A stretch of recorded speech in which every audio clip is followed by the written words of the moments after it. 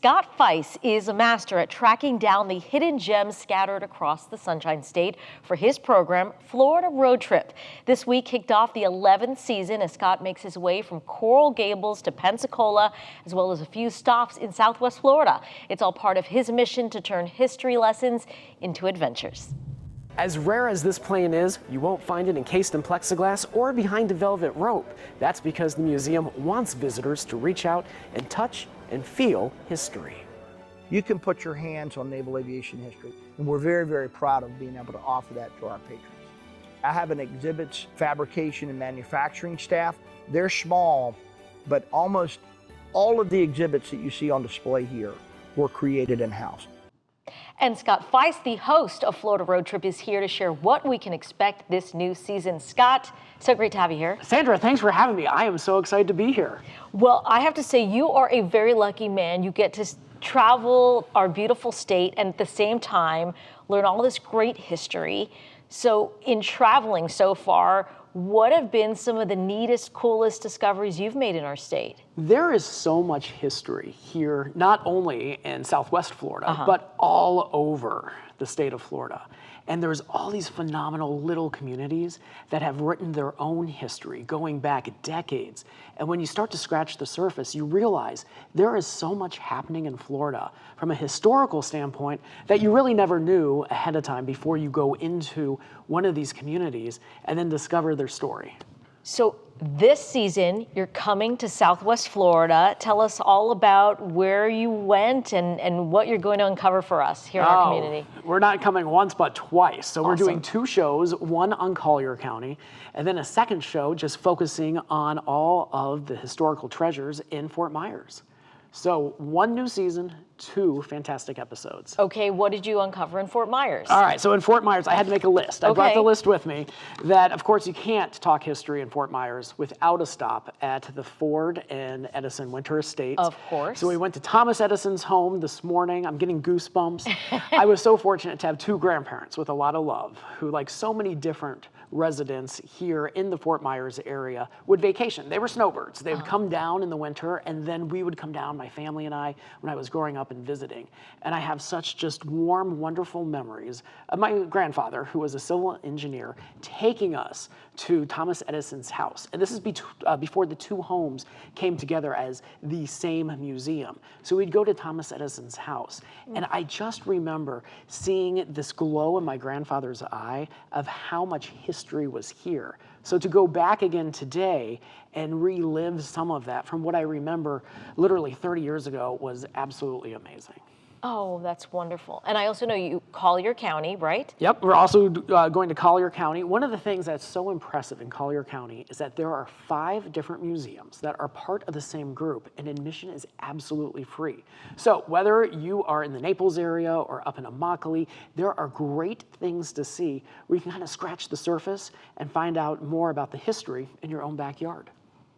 Speaking of that, I mean, you've had the chance to travel the state. And I know you love the state so much. I do. And what would you say has been like just a couple of the most amazing discoveries, like specific places that you think, wow, everybody should see this? You know, some of them are just so simple and so peaceful. Watching a sunset on the Gulf Coast from Bonita Beach and just watching the sunset, feeling the breeze on your face as a day comes to an end, and just feeling a sense of gratitude that you're here in this sense and in this place right now, I think honestly is one of the coolest things. And as soon as the sun sets, it's tradition on Bonita Beach that then everybody stops and just claps. Just clapping for Mother Nature. It's beautiful. And what we have just behold. What I love about your show is the history lessons that we get. I didn't know this, but I saw in one of your episodes, you said the first settlement in the U.S. is in the state of Florida, which we know, but I assumed it was St. Augustine, and that is not correct. Tell me about that. So a lot of people think that the Mayflower was the first one who came over, and that's how all of this began here in North America, and it's not. It's not even St. Augustine, although so many flags over the years have flown over St. Augustine, whether it was different countries, the state of Florida, so many flags have flown over St. Augustine, but honestly, it's Pensacola. So Believe it or interesting. not, isn't that wild? It's, yes. I think we were all like, what? That cannot be. Exactly, because we've all thought for the longest time, oh, Yeah. St. Augustine is America's oldest city. Well, maybe it is, but that was not the first area of Florida to actually have a settlement. So you told us about the neat places here in Southwest Florida you're going to check out for us. Any other places that are like, oh, this is a great place for folks to see this season? So this upcoming season, we have 8 new episodes, and of course, Collier County, as well as Fort Myers. We also have Orlando, which is turning 150 years old. Oh. So we explore the history going back 150 years in Orlando. Before Disney? Yes, absolutely. And then Coral Gables over on the East Coast is turning 100. So we go into the history of not only Coral Gables and the fantastic Mediterranean architecture you'll find there, but then also how the city and the University of Miami have had this partnership over the years, and the two have grown together. So we talk a little bit about history there. We also go up to Sanford along the river just north of Orlando, which has a lot of history. And that's where a lot of the steamships would come into the state of Florida. And they'd come right down the river and then dock in Sanford. So we talk a little bit about that, as well as going to Ocala. And then we're going to wrap up the season up in the northeast corner, north of Jacksonville in Nassau County. But we also make a pit stop at the University of Central Florida and celebrate the history of UCF. Oh, that's great. What do you want people to know as far as, all these places are really accessible, right? I think a lot of us think, oh, when we go on vacation, we have to spend a lot of money, go out of town, but you can really have a great vacation right here at home, right? Yeah, absolutely. That's why that nomenclature of staycation exists, that we have that label, that you can stay right here at home in the state of Florida, and there is so much to do. As we've taped the shows in Collier County and Fort Myers several times when we visited a historical site, and there wasn't time to look at all the information, all the plaques, and go through all the photos, I've thought in the back of my mind, I need to come back here. This is someplace I want to come back and uncover and explore more that I just don't have time for now.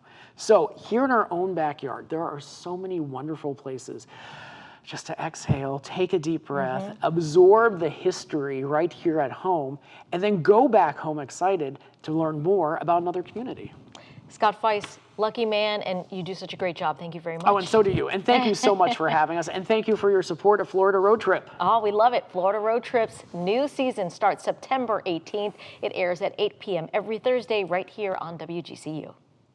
Thanks for watching. We've got more great content for you, from news to the arts to the environment. So be sure to like and subscribe to WGCU's YouTube channel and follow us on our social media platforms for the stories that matter to you.